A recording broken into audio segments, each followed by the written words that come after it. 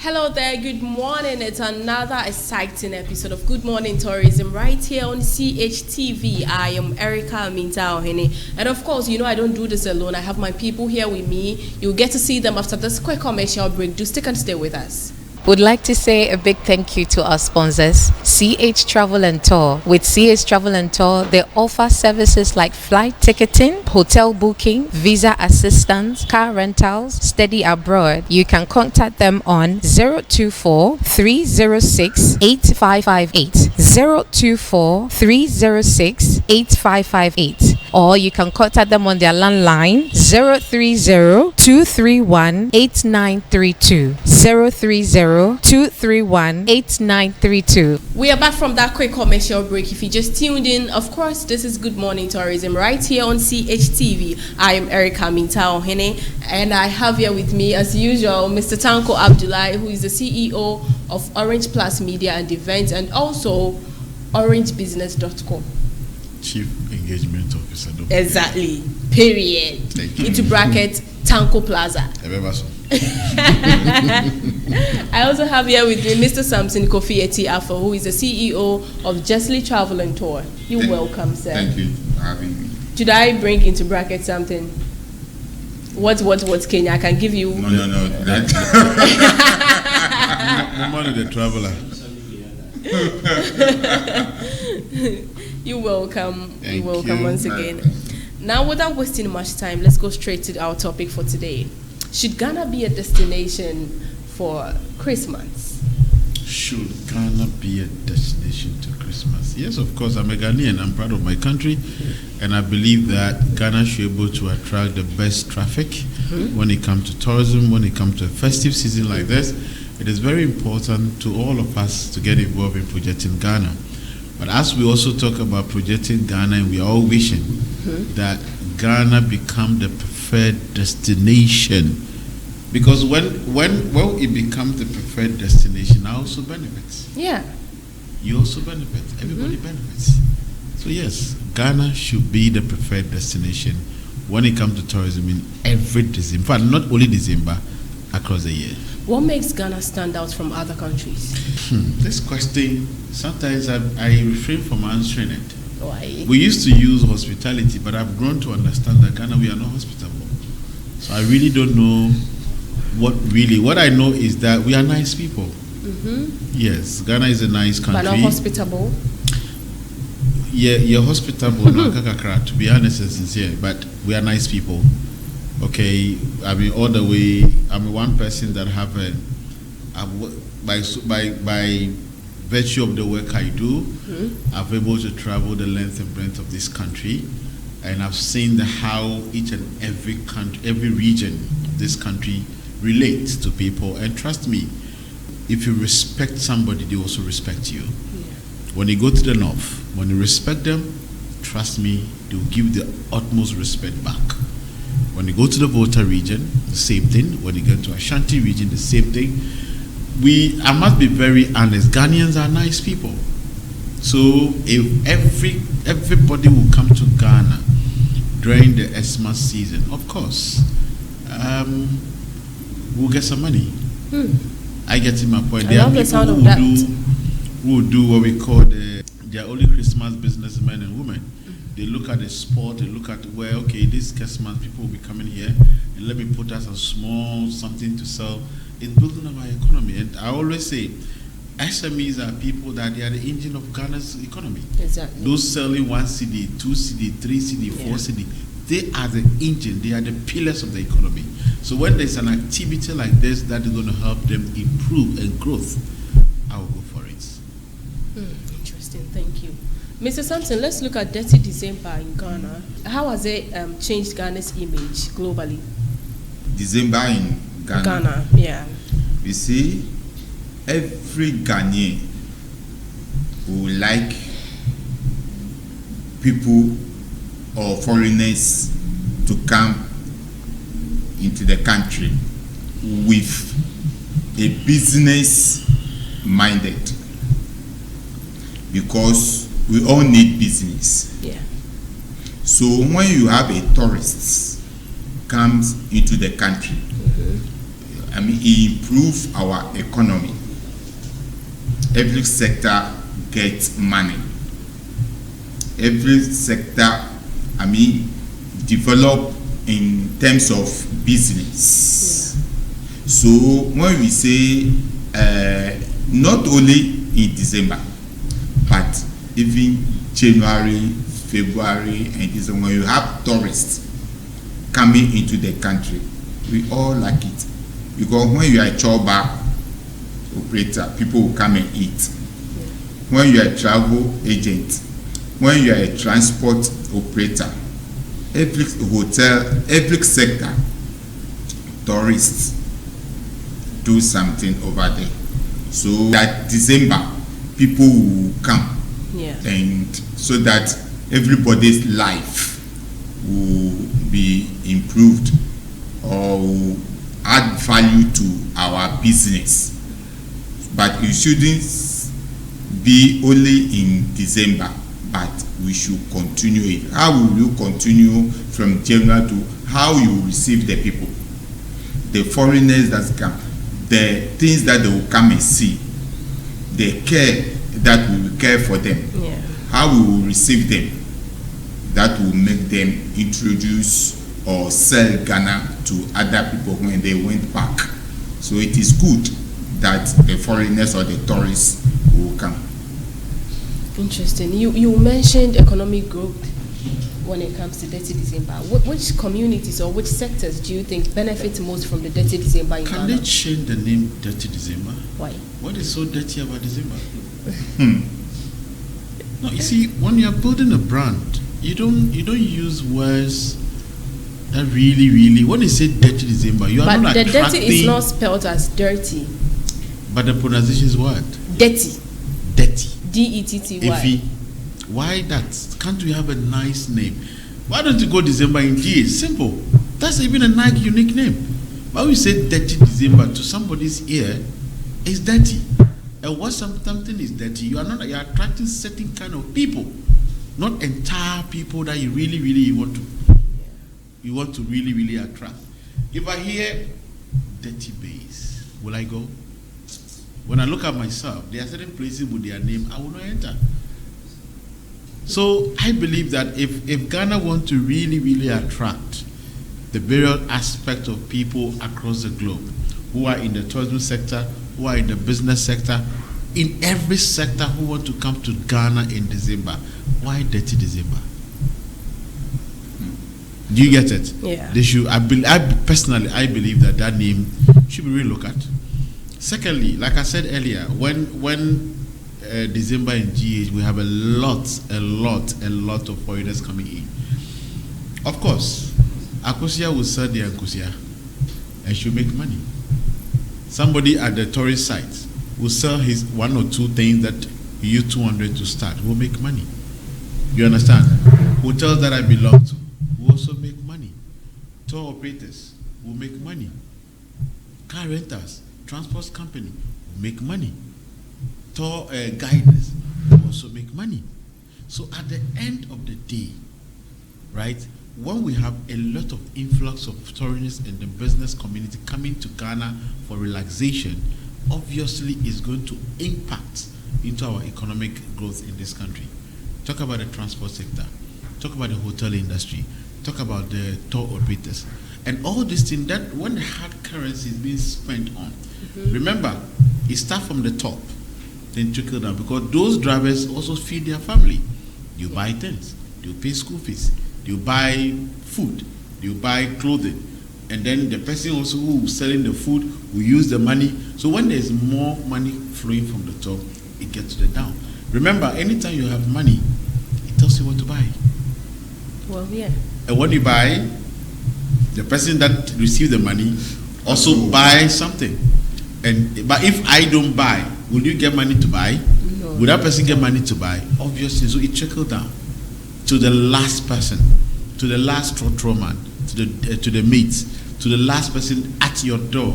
Now let's look at infrastructure. Do you think we have adequate infrastructure to build, to support the growing numbers? So again, Ghana, we are fast in drawing things on paper, but we don't plan. That's the truth. When you talk about infrastructure, first thing is road. Yeah. How well is a tourism road? How well is a tourism road? That's the first thing. Yeah. Look at our tourist sites. How well have they been refurbished, renovated? You understand? Yeah. Look at sometimes even our transport companies. You see them very nice. And aside the infrastructure, we also have what we call the lack of maintenance culture. Yeah. Our maintenance culture is very poor. So all these things, honestly, we are quick in putting down names, writing the nice projects, but implementation and sustainability has been a problem for Ghana. So infrastructure, really, we don't have enough. So when we are inviting a lot of people to come, then it means that we have to make sure that our infrastructures are right. A while ago in our off-air conversation, one of our colleagues raised about Nigerians are reducing their hotels and stuff like that like that. It's because the organizers of the Dirty December or December in DH, you call it, involve the stakeholders. Do you get it? Yeah. They involve the stakeholders doing that. Look, we are targeting million visitors in December, and therefore we want you to be part of it. So you know what? This month alone, we are the 1% levy you pay for tourism levy. We are reducing it to 0.5, and therefore reduce your prices for us. You think they will not do it? They're just in December. This is just in December. How are they involving the stakeholder to even bring the prices down for people to enjoy? That's another problem. Yeah. So, Mr. Sampson, you are not being left out of the conversation. Let's look at the activities. It seems all the activities in December are centered here in Accra. A lot. Most of them are here in Accra. How do we extend it to other regions? This is something that the organizers, GH December, we should think about also. Why always Accra? You ask something, the infrastructure. Yeah. We see over the even Accra here, like he's saying, we don't have good one over there. What about the other regions? The road, the building, the hotels, the tap water that we drink, electricity. We see we don't have all those things in other regions. Even right now, Ghana, people are complaining. Some of the regions are complaining they don't have lights. They don't have good water to drink. You see, so when you are organizing something, you can't extend it to those places so much, or you cannot concentrate on those places too much because of the facilities over there. It is not standard. Yes. That is why always, if they are organizing something nationwide, they base it on Accra, maybe Kumasi. You see, even Takrady, how many times you hear that they are doing something and they take it to Takrady, Cape Coast, and those places. Only few festivals that they are celebrated. But when they say they are organizing something and those things, Accra, look at our hotel. How many 5 hotels? 5-star hotel do we have in Accra? Look, how many 5-star hotels? 4 currently. 4. How many 4-star hotels? 4-star hotel about almost 15.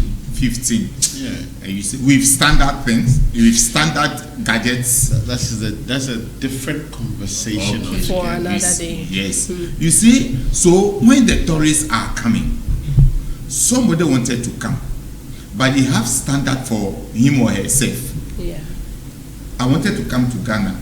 We will go to the internet and see how I wanted to stay at a 5-star hotel.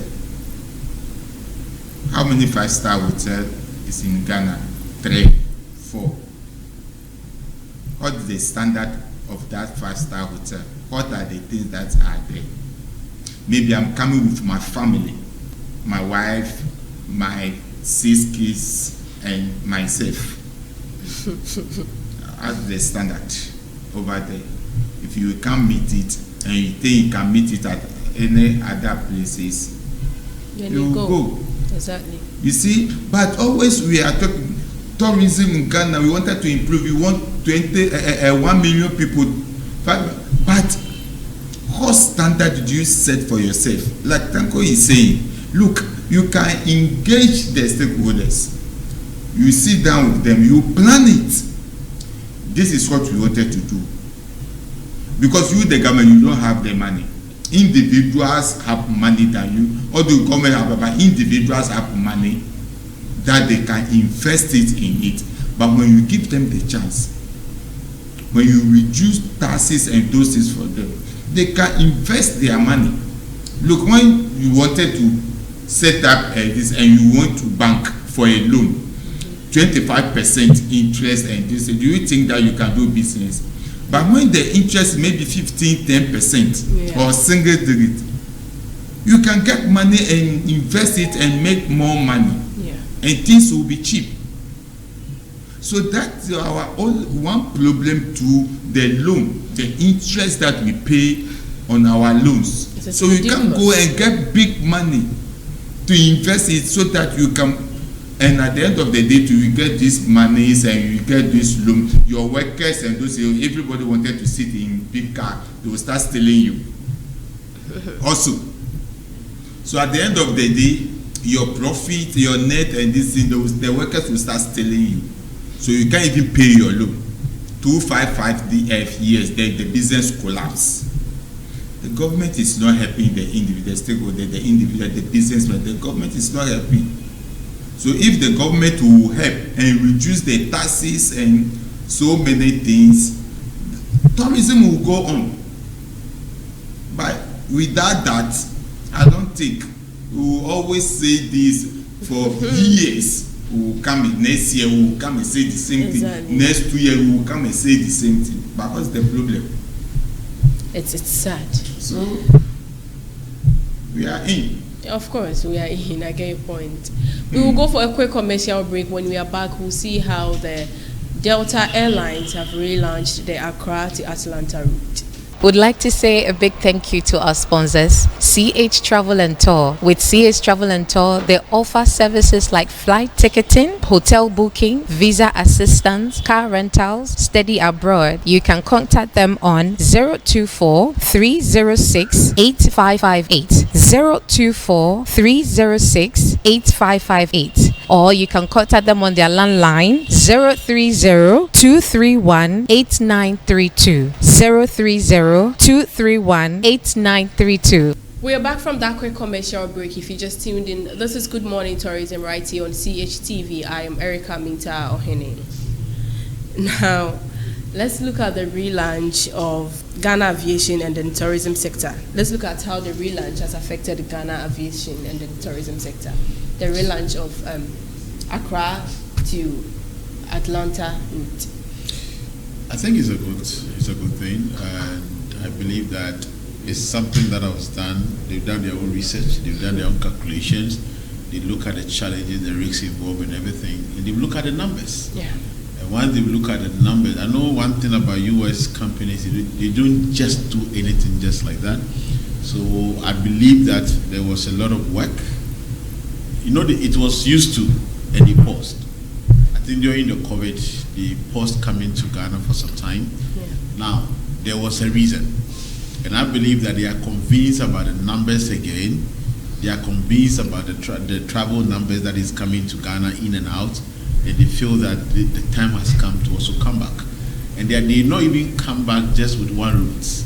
They came back with another extra route, which have a route that are from Atlanta to Ghana. Atlanta I used to call that place Zongo of Ghanaians. You know, a lot of Ghanaians are there. They want to take New York at the same time. So I believe that they have done their numbers, they have done their checks, they have done their research, and it's a welcome to the Ghanaian airline company that is coming into, and then they make sure that they have done it. Because Delta Airline used to be one of the best airline companies we have. When you take KLM, are they still in the country? KLM, they're still in the country. Yes. So what adding it to one of the best airlines, I mean, you're good to go. So we are happy they are back. Interesting. Now let's look at how, still on you, Mr. Tanko, let's look at how it will create the connectivity for the diaspora and then business travelers. Diaspora. Is the diaspora always in US? No. So if a Ghanaian in Togo is a diaspora, yeah, is a Ghanaian in Nigeria is a diaspora. It's simple. What are they bringing back? What environment have we created for them to come back when they come to business community? But see, there are a lot of people beyond the return. I still want to use the beyond the return or the return or whatever to set the benchmark. There are a lot of people who came to this country to talk, to have fun. Some too want to explore, see opportunities. But what is our business community? What is a friendly environment do we have? Today, I can't sit in my room and register a business. Yeah. Why? If I have not passed through a Goro boy. Why? Even registering your business is not seamless. You understand? That is one. Doing a business in Ghana is not that easy. You understand? Yeah. The environment alone is not supportive. How is it not supportive? You see, if I say it's not supportive, the laws alone restrict a lot of foreigners to do business in this country. But they are still doing it. Yes, of course, some are succeeding, but you look at the rate of the succeeding. What is the rates? A lot, actually. A lot of foreigners. A lot of foreigners. Do you know the rate that have not succeeded, who are complaining? Thank you. That should tell us you. You see, we are not telling the story as it is. If they are not succeeding, why do more keep coming? Of course, curiosity will, everybody will come. Ghana is a free country. Yeah. We are free. So there are a lot of things we do them, honestly speaking, by law, all of us will be arrested. Let's be honest to ourselves. There are 3 things we do.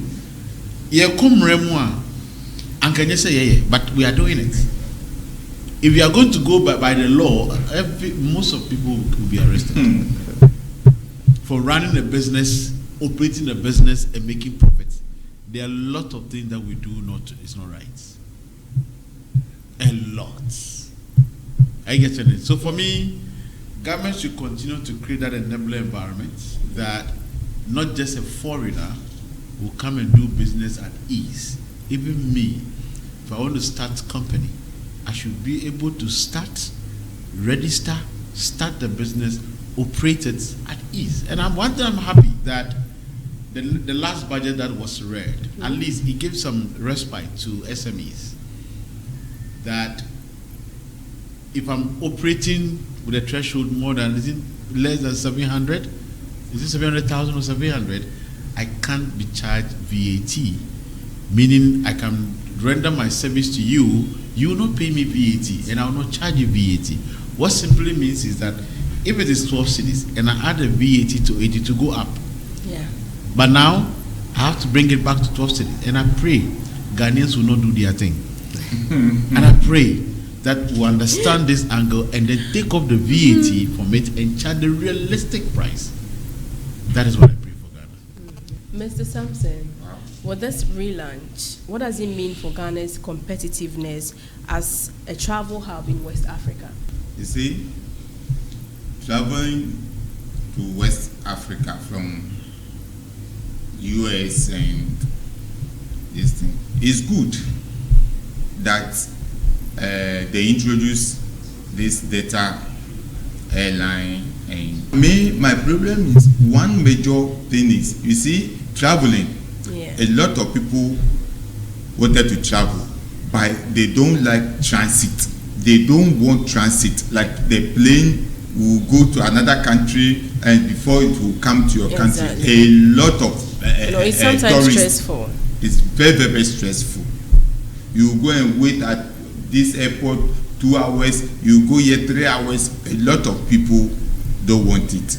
So if they do all this research and investigation and they see that no, right now they will come back to Ghana and do business with Ghana. But that means they do a lot of research before they are coming, because when a flight will move from US to Ghana here, it's not a small, it's not a joke. It's a lot of money. So they do this planning before they know that. And me, I don't know how the contract that is it only December or it will continue. If it's only December. No, I think it's a continuous. It's a continuous something. Okay. Seasonal. Because to move a flight from US and maybe this Delta airline, the passengers capacity may be less than even 200. And do you think that if every week, when it's coming here a week, once a week, and do you think that if it is direct, do you think that every week we can get 200 people coming and 200 people going back? They put all these things in consideration before. Because to run airline business, it's not small thing. So if they say this period, this December period that they will do this, but that means they know very well that this December people are willing to come down. People are willing to come down.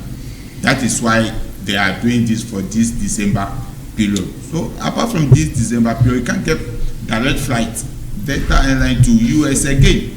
It goes back to factory research. It go back to this transit business. Yeah. Now, Mr. Tanko, let's look at the partnership opportunities.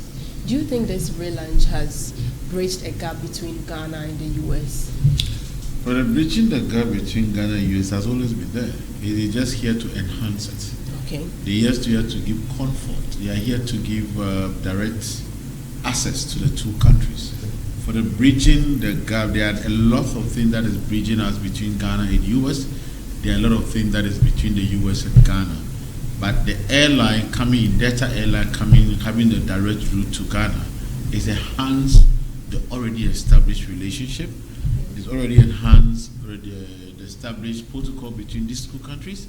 And I believe that if it's seasonal, then they should also work towards having it more than the seasonal. Because a lot of people travel in a day outside this country to US. A lot of people travel.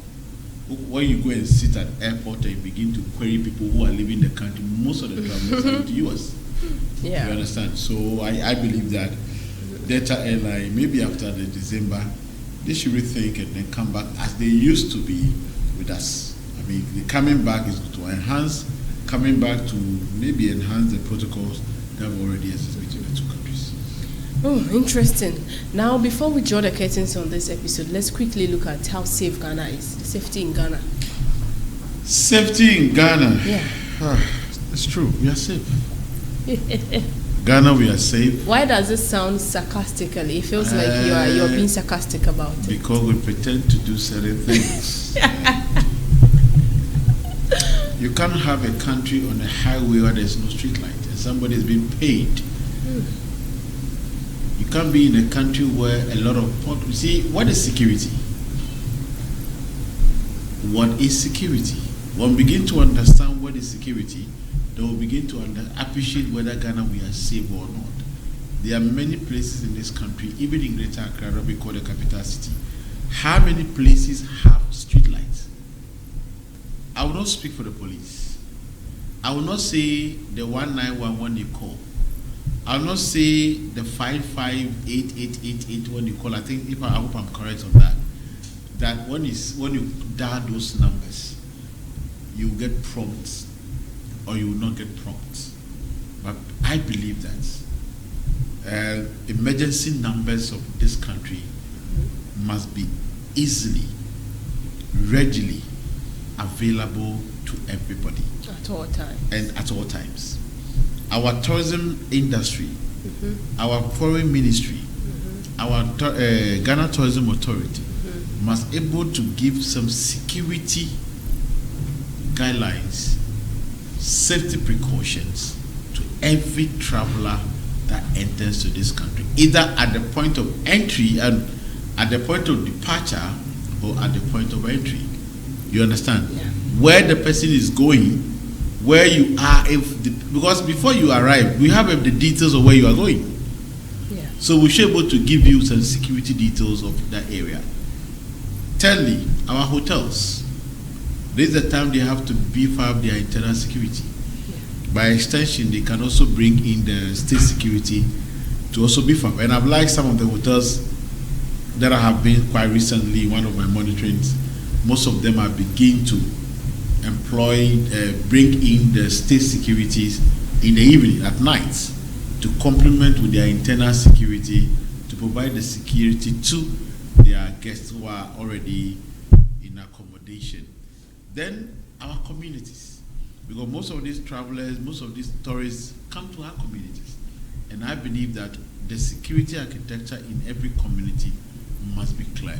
This is the time maybe we should start bringing what we call the community watchdog. The state security alone can't do everything. So we have to bring this, the community watchdog to also help in some of this security so that we can have a secure community as we deserve. Then our tourist sites, please, where there's danger, they should let us know. Where it's okay, they should let us know. Clear-cut clarity is very, very important when you're communicating issue of security, because when you are communicating issue of security, if it's not clear, you will end up endangering somebody's life. So I believe that the states, the agencies, the stakeholders must all come together to provide that experience, that guest security, the tourists that are coming in, as everybody deserves on that. Thank you. Mr. Sampson, give us, touch on it for us. Okay. Security. You see, security, when you say something, me, I like to do comparison about Ghana and this. When you do those comparisons, you see that either you are improving or not, because a lot of our politicians, they travel a lot. Yeah. But I don't know when they go, things that they see over there, and when they come to Ghana, things that they do over there. I don't know whether it's a self-interest. I don't know. Because look, Ghana here, even Accra here alone, the traffic lights, look at our traffic lights. You can move from here to Zongo Junction. Only one traffic light, even the traffic light is not working. How many street cameras do we have? Those we have does not even work. Not all of them works. So those are the things that when the tourists are coming, security from here to Zongo Junction, how many security cameras do we have? So that if something happens or they attack a tourist on the way, you can go back and play and see those armed robbers or those who does this. When you go to outside, you get those things over there. Exactly. So when you are moving, you are secure. Not only a policeman or this, even the camera alone that on the street, the security is enough. Because you are dealing with foreigners. Foreigners are bringing money into your country. So you also have to take care of them. Exactly. Their safety.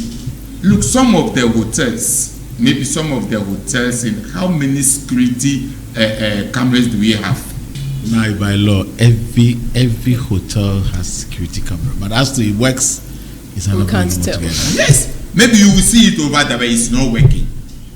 If something happen right now, they will fall on that camera, and if you can't play it, because Ghana here, you know our problem, we don't enforce our laws. Because when we have agency who is taking control of all those things, when they come to your hotel, they see that the cameras are not working, they will surcharge you. Next time, they will get somebody in charge of cameras or the security in the hotel. Look, when you go to South Africa, 6 o'clock in the evening, they call it robot. The traffic light, they call it robot, they don't stop. If the cars are passing, they will don't stop. Everybody, pa. That's on the highways. Yeah. You see?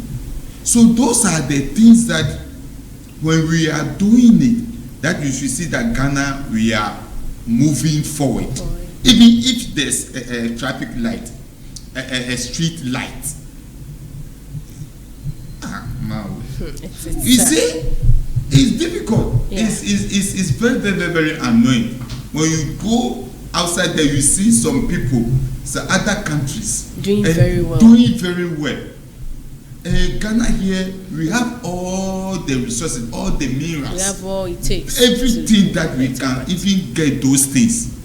If somebody is coming to Ghana, you say, my bad Ghana. But those things are not.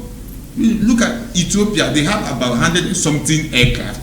South Africa, when you go to South Africa, their airport, it is not a Rwanda. You see, those, because the security is there. So when you are going there, you how many airlines Ethiopia has? You have more than 100. And Ghana has. Please, let's not go there. You see? So if the tourists are coming, look, a friend of mine, they are going to Brazil. They went to Brazil, that was last 2 weeks. They have to take South Africa airline. Because when you take maybe Turkish airline, you need a transit visa and those things. But they have to go to South Africa. Because of the visa free, and this, you have to go to South Africa. And South Africa flight is going to Brazil. We don't have. Mexico. South Africa flight are going to Mexico. Ethiopia flight are going to Mexico. You see? So when you are doing business with those countries, you get investors. But we don't have those things. So how do you want your country to improve? If you can see $5 million in somebody's bed under, and this $5 million can buy something, can do something. I think with this, we'll talk about it on a different episode. So Ghana, we are far back, really. Yeah. Thank you so much, Mr. Samson. I can see you are really heated. Thank you, Mr. Tranquil Abdullah. We'll do this another time. Please be calm. There's water for you. Drink water and calm down. On this note, this is where we end today's episode of Good Morning Tourism right here on CHTV. I am Erica Minta Ohene. See you on our next episode. Bye.